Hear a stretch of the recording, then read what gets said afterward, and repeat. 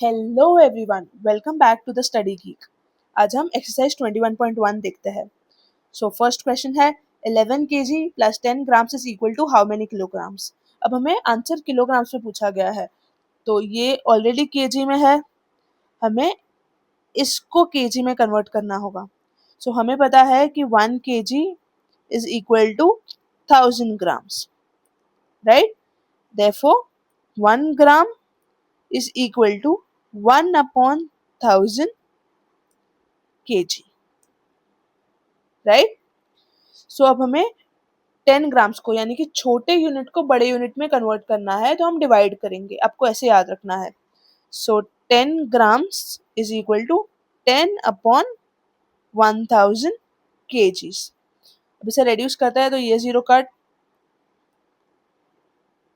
सो अब होगा ये 1 अपॉन 100। सो अब 1 अपॉन 100 को हम कैसे लिख सकते हैं? हम लिख सकते हैं 0.01। अगर डिनोमिनेटर में 100 है तो हम दो decimal places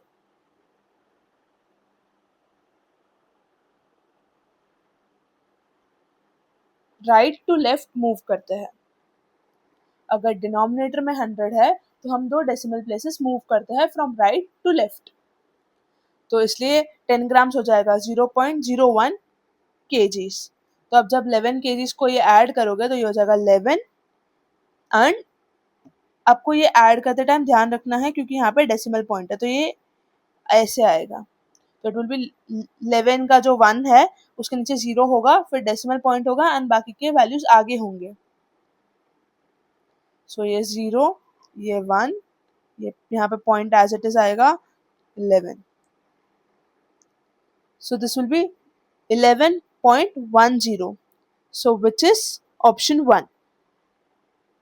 Moving on to the next question, 40 kg minus 750 grams equals to how many kilograms। अब हमें यहाँ पे भी आंसर जो है किलोग्राम्स में चाहिए। तो ये जो फर्स्ट वैल्यू है 40 kgs वो ऑलरेडी किलोग्राम्स में है, बट ये 750 ग्राम्स है, तो हमें इसे किलोग्राम्स में कन्वर्ट करना होगा। सो हमें पता है कि 1 kilogram is equal to 1000 grams. Therefore 1 gram is equal to 1 upon 1000 kg, right? So 750 grams will be 750 upon 1000 kgs। सो ये न्यूमरेटर डिनोमिनेटर दोनों से एक जीरो कैंसिल हो जाएगा। सो ये हो जाएगा 75 अपॉन 100। अब अगर डिनोमिनेटर में 100 है यानी कि हम दो डिजिट्स के बाद डेसिमल पॉइंट डालेंगे। So my answer would be 0.75। अब हमें क्या कैलकुलेट करना है? हमें 40 kg माइनस 750 ग्राम्स करना है। सो 40 माइनस 0.75 है, सो 0 यहाँ पे आएगा, पॉइंट वाले डिजिट्स आगे आएंगे। अब 40 के बाद कुछ नहीं है यानी कि 40.00 है। अब हम 0 माइनस 5 तो नहीं कर सकते, तो हम बोरो करेंगे। सो दिस विल बिकम 3, ये हो जाएगा 10, इसका हो जाएगा 9, देन ये हो जाएगा 10, ये हो जाएगा 9, एंड देन ये हो जाएगा 10। 10 माइनस 5 इज 5, 9 माइनस 7 इज 2, ये पॉइंट एज इट इज नीचे आएगा। 9 माइनस 0 इज 9 एंड 3, सो ये होगा 39.25, यानी कि 39.250। 39.25 हो या 39.250 हो, वह वैल्यू सेम ही रहेगी। So the answer is option 2। Moving on to the next question, a rope of length 216 meter is cut at 5 places at same distance. What is the length of each piece? यहाँ पे हमें क्या बोला गया है कि वो रोप को 5 प्लेसेस पे कट किया गया है, ऐसे नहीं बोला है कि 5 पीसेस में कट किया गया है। तो हम देखते हैं कितने पीसेस होंगे।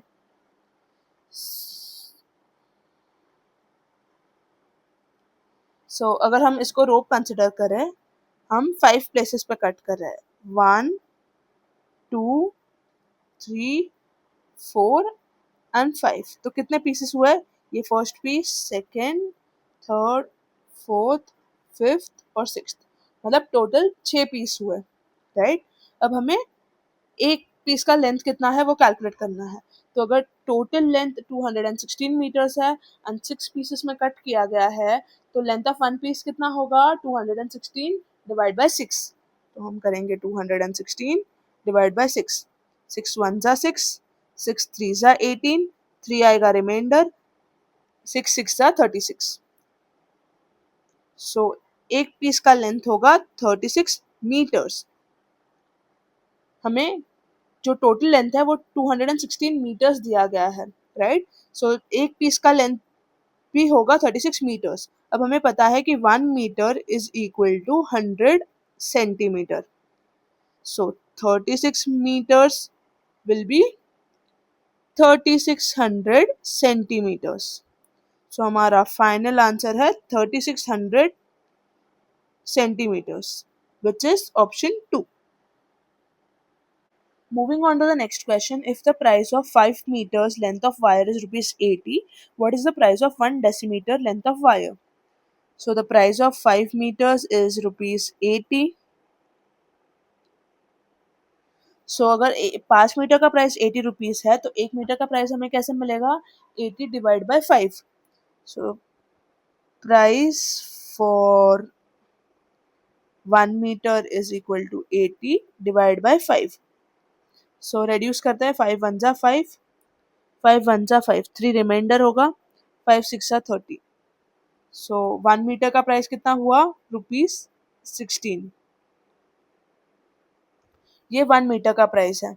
अब हमें पता है कि 1 metre is equal to 10 decimetre. So 1 decimetre कितना होगा? 1 डेसीमीटर विल बी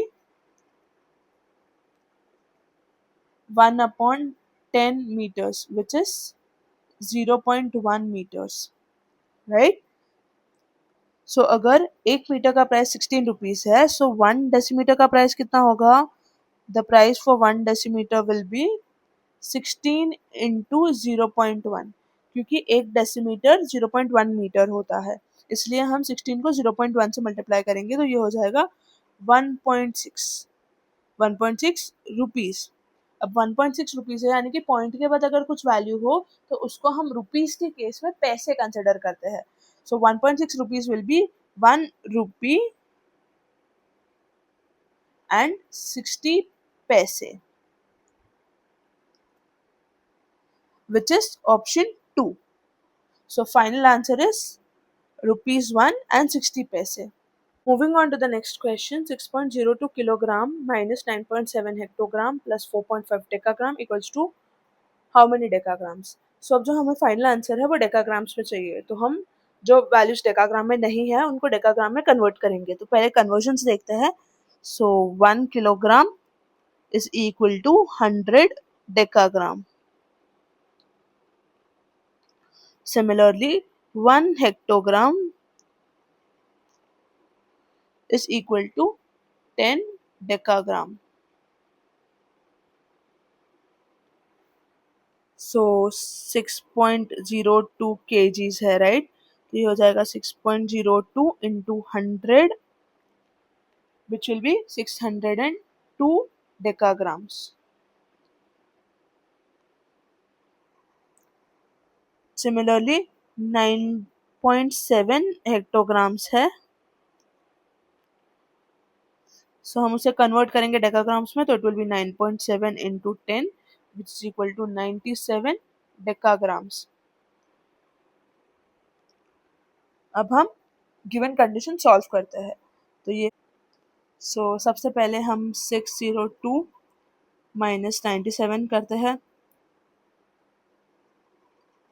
सो ये हो जाएगा 5 10 9 and this will become 12। 12 minus 7 5, 9 minus 9 0 and ये 5 505 plus 4.5 decagram plus 4.5। So this will B, यहाँ पे अगर डेसिमल पॉइंट के बाद कुछ नहीं आने, 0 है, 0 plus 5 is 5, point as it is नीचे आएगा, 5 plus 4 9 0 5। This will be 509.5 decagrams, which is option 3.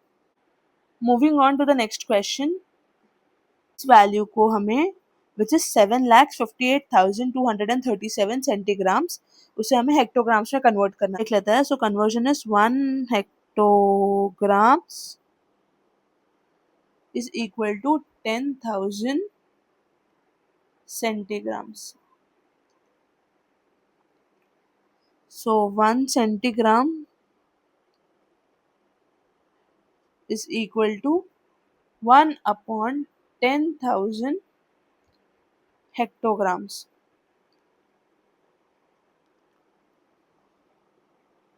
So since हमें छोटे यूनिट को बड़े यूनिट में कन्वर्ट करना है तो हम डिवाइड करेंगे. So this will be 7,58,237 centigrams. अगर इसको मुझे हेक्टोग्राम्स में कन्वर्ट करना है तो मुझे इसे 10,000 से डिवाइड करना होगा. So this will be divided by 10,000 and ये वैल्यू होगी हेक्टोग्राम्स में. सो अभी डेसिमल पॉइंट में आंसर आएगा. डिनोमिनेटर में 4 जीरोस है तो यानी कि हम 4 प्लेसेस मूव करेंगे 1 2 3 and 4. So my final answer will be 75.8237 hectograms, which is option 2.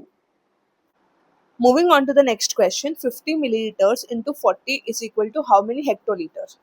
Right. तो सबसे पहले हम कैलकुलेट कर लेते हैं फिर कन्वर्ट करेंगे. सो 50 मिलीलीटर्स इंटू 40, 50 मिलीलीटर्स इंटू 40. तो 50 इंटू 40 विल बी 2000. सो ये हो जाएगा 2000 मिलीलीटर्स.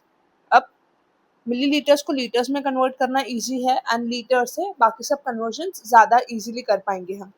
सो हम पहले मिलीलीटर्स को लीटर्स में कन्वर्ट करते हैं. सो हमें पता है 1 litre is equal to 1000 milliliters, right? So 2000 milliliters will be equal to 2 liters, right? तो हमें 2 लीटर से वैल्यू मिल गई. अभी हमें 2 लीटर्स को हेक्टोलीटर्स में कन्वर्ट करना है. So 1 hectoliter is equal to 100 liters. So 1 liter will be equal to 1 upon 100 hectoliters. So अगर 2 लीटर्स को कन्वर्ट करना है, सो 2 लीटर्स को कन्वर्ट करना है तो 2 litre will be equal to 2 upon 100 hectolitres. अभी डिनोमिनेटर में 100 है यानी कि हम 2 प्लेसेस डेसिमल पॉइंट को मूव करेंगे. सो यहाँ पे ये 2 है, यहाँ पे एक प्लेस होगा, यहाँ पे कुछ नहीं तो हम 0 डालेंगे और ये दूसरा प्लेस तो यहाँ पे डेसिमल पॉइंट आएगा. सो हमारा फाइनल आंसर होगा 0.02 हेक्टोलीटर्स, which is option 3. Moving on to the next question, what is the ratio of 15 grams to 3 kg? अब जब हमें रेशियो निकालना होता है तो हम हमारे जो दोनों क्वांटिटीज़ है उनका यूनिट सेम होना चाहिए. तो यहाँ पे 15 ग्राम्स है एंड 3 kg है तो हमें kg को ग्राम्स में कन्वर्ट करना ज़्यादा इजी होगा तो हम वो करेंगे. So we know that 1 kg is equal to 1000 grams. So 3 kg will be equal to 3 into 1000, which is 3000 grams. अब हम रेशियो निकालेंगे. सो 15 अपॉन 3000. सो अगर 15 का टेबल पता हो तो 15 वन जा 15, 15 टू जा 30 एंड 2 जीरोस. सो ये हो जाएगा 1 अपॉन 200. रेशियो में लिखेंगे तो इट विल बी 1:200. ये हमारा फाइनल आंसर है, विच इज ऑप्शन 2.